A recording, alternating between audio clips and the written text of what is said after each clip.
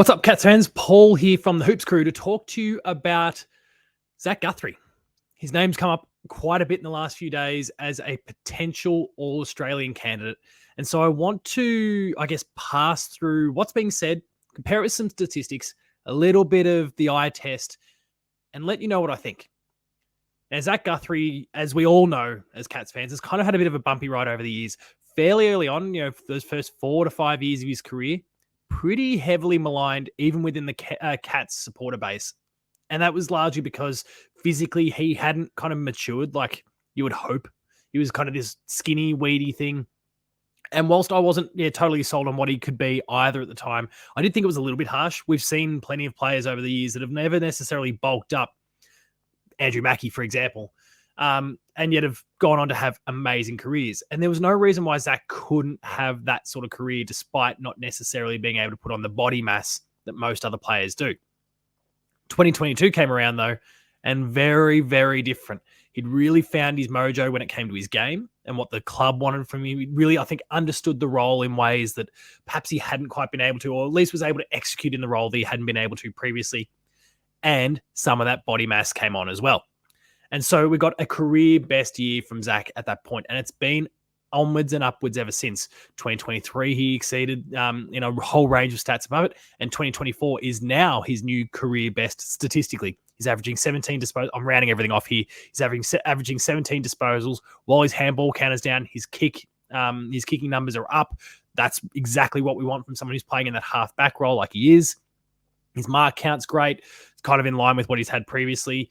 And there's a whole range of other stats that are all up for 2024. And so we've started to hear the conversation. I think the first person I saw was Cal Toomey, guest of Behind the Play. Go check out the episode with Cal Toomey.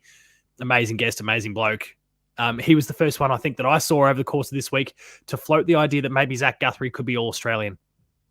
And it's a really tricky one to kind of work through because to talk about All-Australians and what they could possibly be, you need to kind of look at, the competition who he's up against.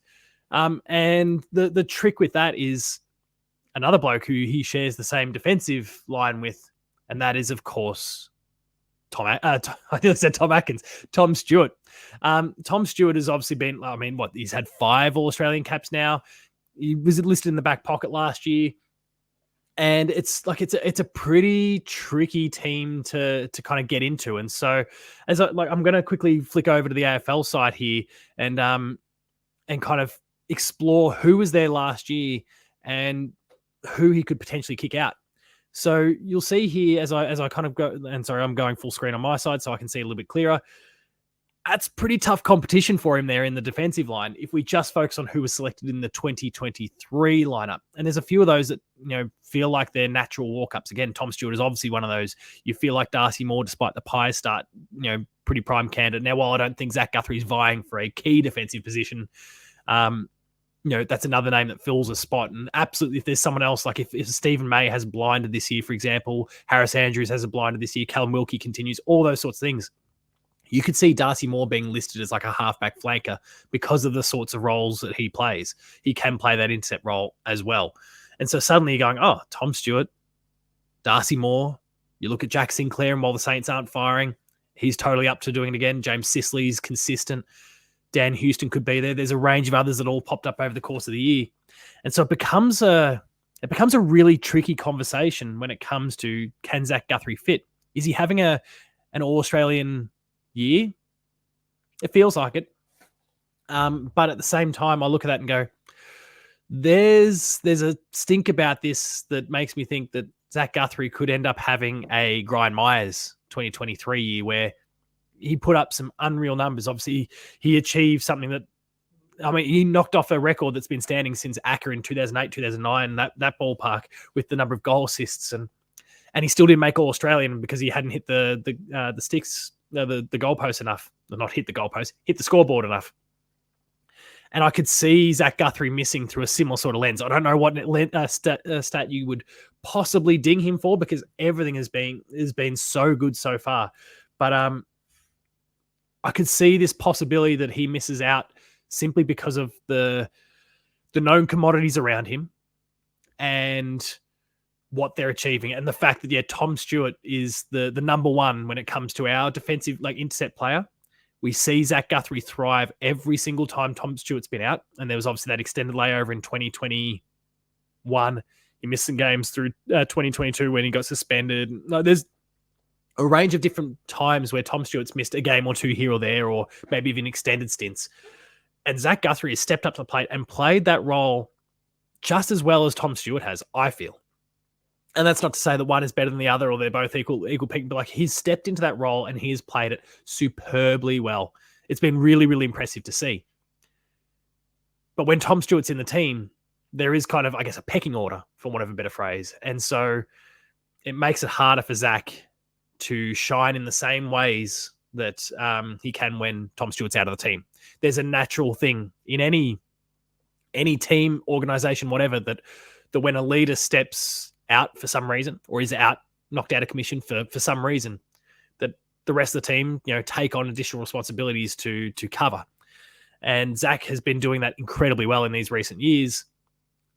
But when Tom Stewart then returns, or when that leader in an organization returns, everyone kind of returns to their role from before. And for Zach, it's kind of playing number two to Tom Stewart.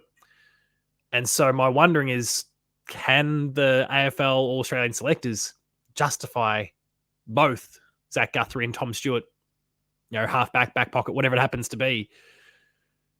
And that's where there's something in my head that just says they're not going to do it.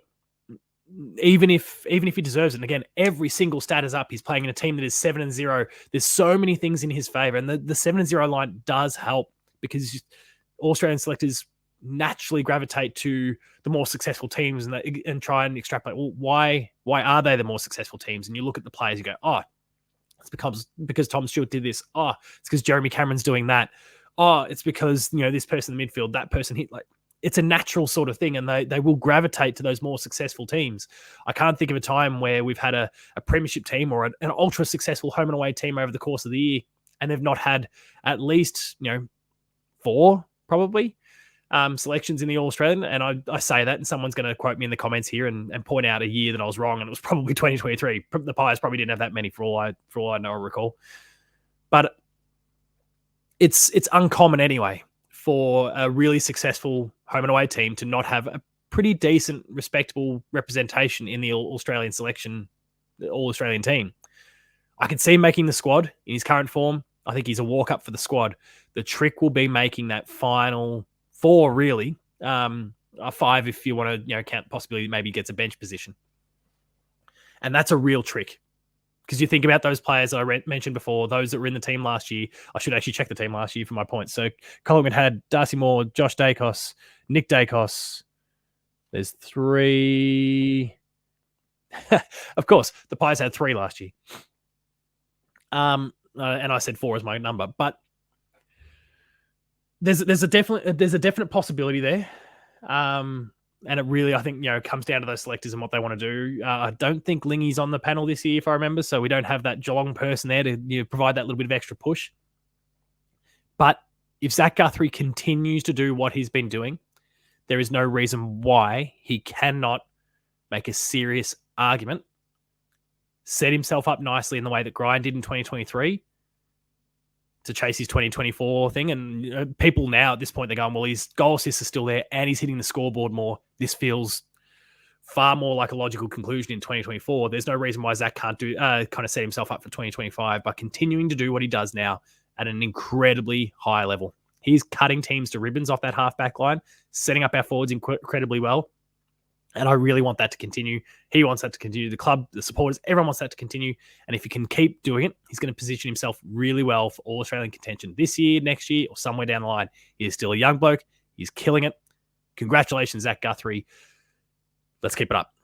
Cats fans, if you've enjoyed this, please make sure to subscribe to the Hoops Crew. Check out our Patreon where you can get a week of early access, free access to a whole range of cool things. And then consider popping in a few bucks to continue that support. We're growing. We'd love for you to join us in that. Hit us up on social media. Let us know what you think in the comments. Find me at Paul James Games on social media. It'd be awesome to chat and get your thoughts. Thanks a lot for watching. Remain Geelong strong, and I'll see you later.